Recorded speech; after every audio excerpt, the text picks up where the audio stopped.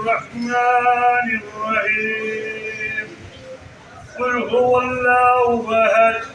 الله الصمد لم يلد ولم يولد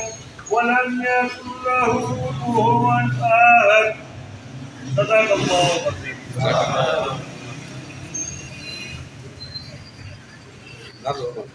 أعوذ بالله من الشيطان الرجيم بسم الله الرحمن الرحيم. आले मोहम्मद सल्लल्लाहु अलैहि वसल्लम पर लाखों करोड़ों दुरूद और सलाम। अल्लाह ताला ने जिनकी खातिर दो जहां बनाया। मैं मर्जी अजमत ताजरान चकसवारी वैसे जनरल सेक्रेटरी मेरे ऐलान करना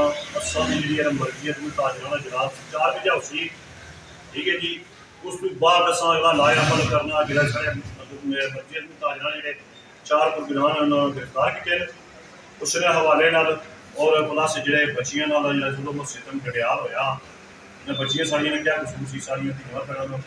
जिन्हें जुल्म किया उन्होंने भी धीआं भैनों है ये भी उन्होंने धीआं भैनों सुनने की काम नहीं करना जिन्होंने इस हवाले नाल सन 4 बजे सन तरीका बाद बताया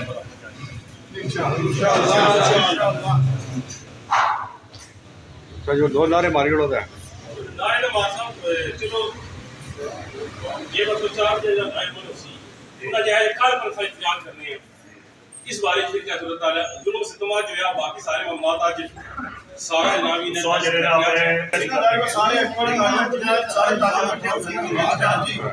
दो नारे मारो तो ये खाली एक यूनियन का मसला नहीं है यूनियन का मसला नहीं है अपील है कि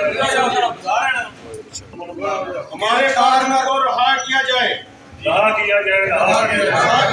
जुल्मो सितम हाय हाय जुल्मो सितम हाय हाय जुल्मो सितम हाय हाय हमारी यूनियन के हमारे लीडरों को रिहा किया जाए रिहा किया जाए रिहा किया जाए पार्टी के लीडरों को रिहा किया जाए रिहा किया जाए रिहा किया जाए ये दहशतगर्दी खत्म की जाए खत्म की जाए खत्म की जाए।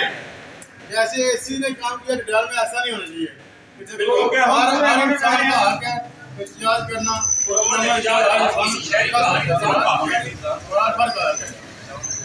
पिछले जो हाई कोर्ट से जो भी फैसला है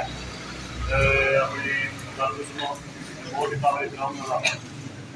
असेंगे दादा बहुत बड़ा इतमाद है संगी इतमाद करना चाहिए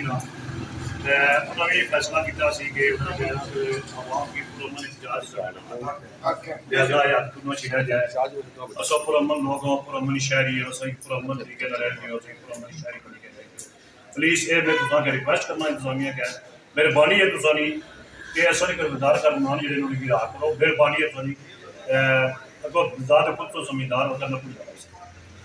क्योंकि असी हाले तक किसी भी साड़ी कमेटी के किसी बंदे ने कोई ऐसा अमल नहीं किया कि जिंदे वास्ते किसी अदारे को नुकसान होवे चीज होवे किसी कानून के खिलाफ ना सोची सकने लिहाजा साडे बंदे रिहा कीते जान असी पूरा मन एहतजाज कर रहे सन ते वो ही करांगे ताकि ना कोई दंगा फसाद होवे ते ना असी करिए ते ना तुसी करो इसलिए साडी खसूसी रिक्वेस्ट है सारे अगे ठीक है साडे जायज़ हकूक ने उनके वास्ते मुतालबा करना साडा जायज़ हक है